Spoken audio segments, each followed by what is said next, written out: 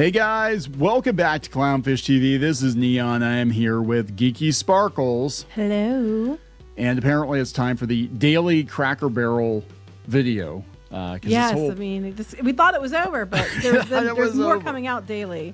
Yeah, so now it's coming out that the quote-unquote woke CEO of Cracker Barrel, this Felss Masino, was warned by one of their biggest investors not to do this rebrand, that it would be a disaster.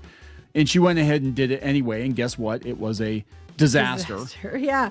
So that's interesting. So she spent like so much money on this. I thought they said about half of their $700 million.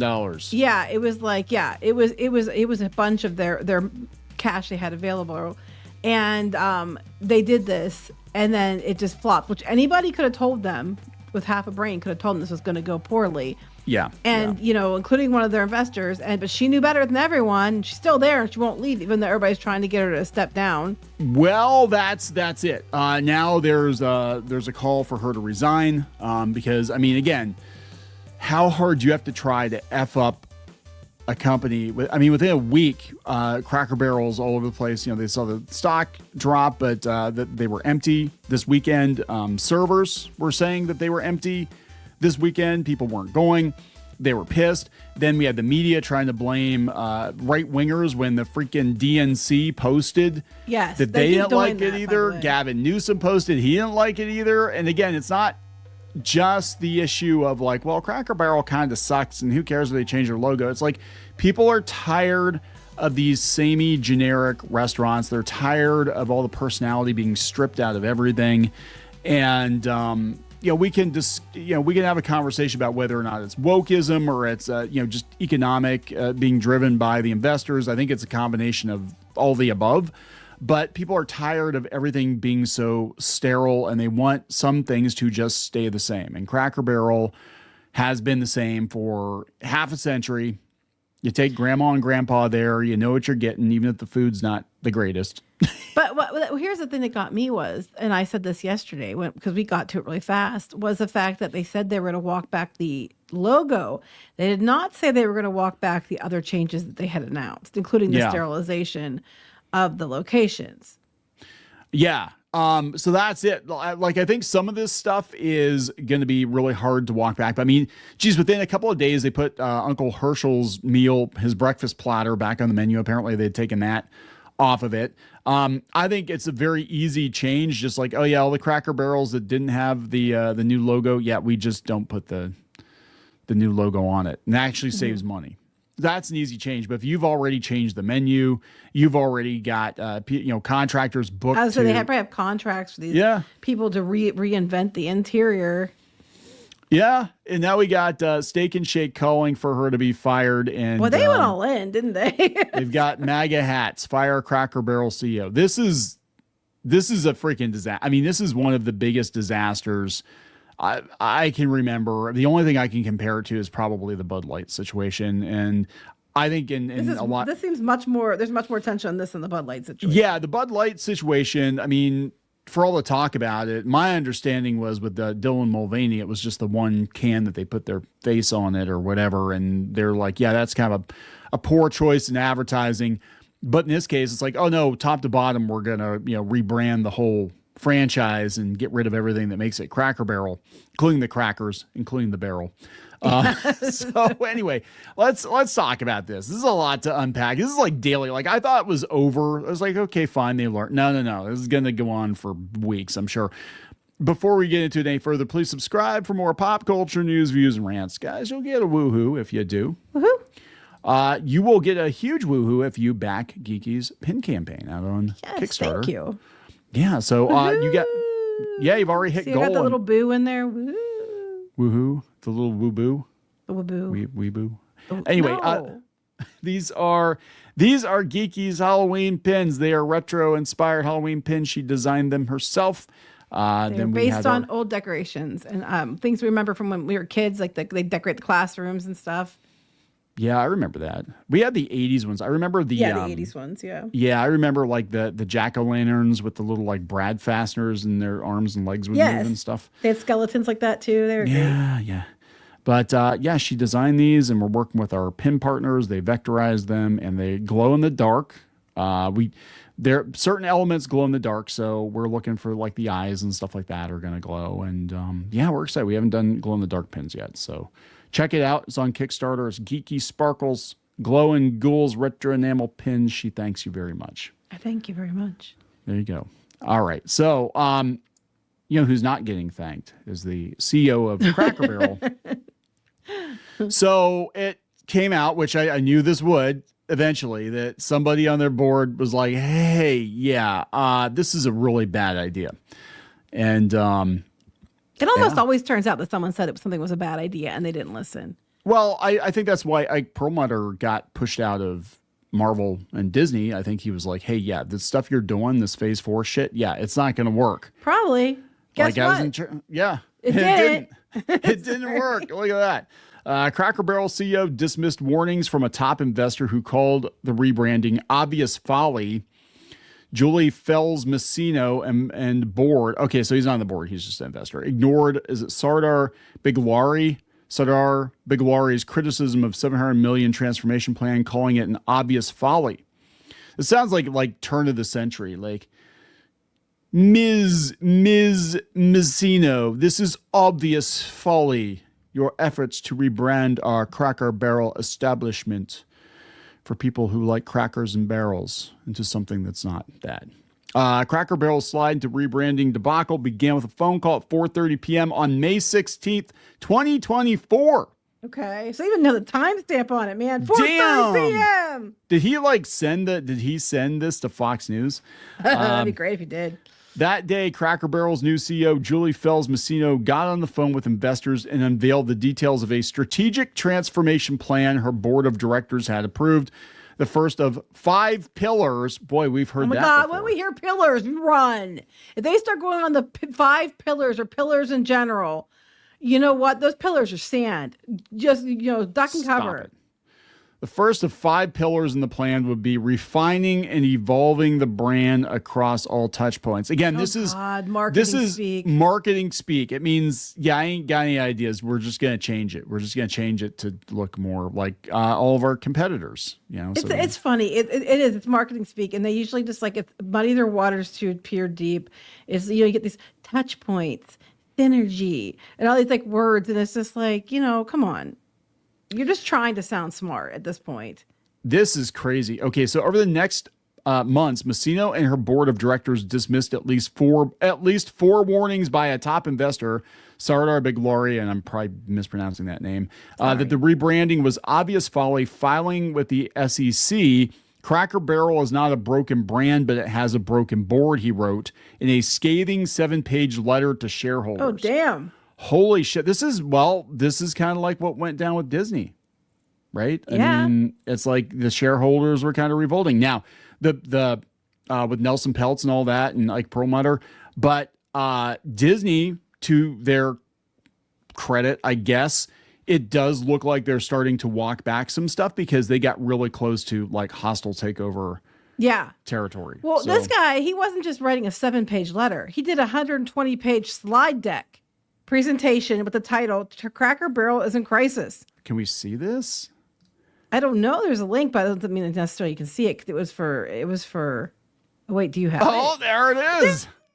Oh, wow. Oh my God. Cracker Barrel is in crisis. But I am not going to read by his company, but whatever capital. Biglari Capital. What's the table of contents?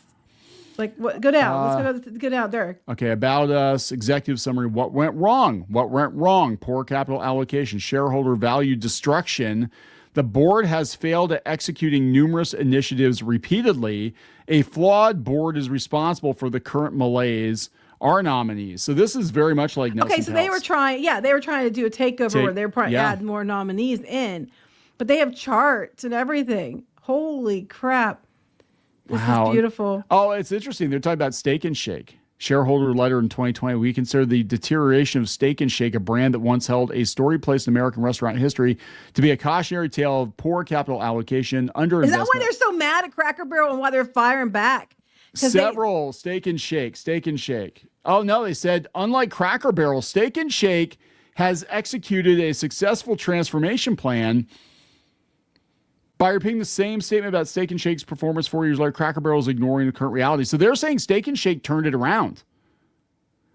But the fact that I wonder if Steak and Shake had been mentioned enough that they were aware of it, because they were the ones that latched onto it. They're not even holding back. Like, they're not holding back at all. So you can't. And I thought it was weird. So there had to be some bad blood there somewhere about something. And this kind of makes sense because they were using it as a comparison point. So do they own part of Steak and Shake too? I don't know. They said since 2019, Steak and Shake's improvement in gross margin, namely the profit after deducting food and labor costs, has been better than every other publicly owned restaurant company. Okay, so this is So they own in on that too? Okay, yes. This makes sense. This is making a lot more. Yeah, they're like, look at what Steak and Shake. We leaned into what made Steak and Shake, and now we've got the Steak and Shake social media account out there throwing shade at Cracker Barrel. And apparently they've got the same investors. One of the same investors, like some of the same investors. Oh, that's funny. That is really interesting. Yeah. I mean, I'm not misreading this, right? Yeah. Big Laurie Holdings annual report, Steak and Shake. So I'm assuming. I don't know. Well, there's obviously, if it's not that, there's some reason why they keep using Steak and Shake as a case study and a basis, and Steak and Shake has been the biggest one throwing shade. Here it is. In 2020, Mr. Big Laurie successfully transformed the business model from full service to self-service while implementing a new owner-operator program for Steak and Shake. So yeah, they turned Steak and Shake around. Steak and Shake is actually doing better than it's done in years because they did it by getting rid of people, though. Yeah. Because the point of sale system, self-order kiosks, reducing operating hours and menu items. Okay, none of this stuff I want to see done at Cracker Barrel, though. No. But, so I don't agree with this person's approach. But this would explain why Steak and Shake is going so hard at Cracker Barrel, because they're like, hey, we turned it around. What the hell? But they've leaned into their brand identity. Kiosks aside, it looks like a Steak and Shake, right? I mean, it does. It looks very retro. And this is what people expect when they go into a Cracker Barrel. Is it like, I don't want the self-service thing, but it looks like a diner. Cracker Barrel looks like home ec class. It's like, this is not going to work. People said it looked like one of those house flipper shows. Oh yeah. That's what they reminded them of the Magnolia, whatever network and all that. So shiplap.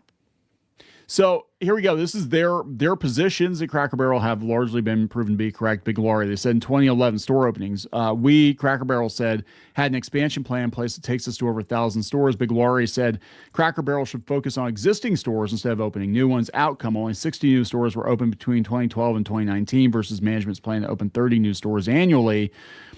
Your capital allocation, Mr. Big Laurie says we shouldn't be building new stores. 16.2% return on our investment, which we believe is a good use of our capital. What happened? The company failed to follow its own reference using Damodaran return analysis and calculate correctly return. Basically, look, you didn't listen to us.